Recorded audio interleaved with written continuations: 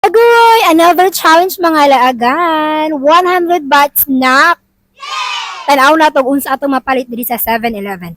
Tara! Ang challenge is mangita ta og snacks ug tan-aw nato unsay mapalit sa worth 100 baht. Agoy! Timing na apay banana yogurt. So kini ang atong paliton, banana yogurt and chocolate milk. 12 baht ning banana yogurt ug 12.75 ning chocolate. Next is kaning bread nga sikat sa 7-Eleven. Tag 29 baht lang siya. And of course, to complete our drinks, palitag ice tag 9 baht with baso na siya. Last is kaning chips na ganahan kay na ako. Medyo pricey siya, 32 baht, pero promise lami ni siya. Tara ato nang bayaran ng tanaw na to pila ni tanan.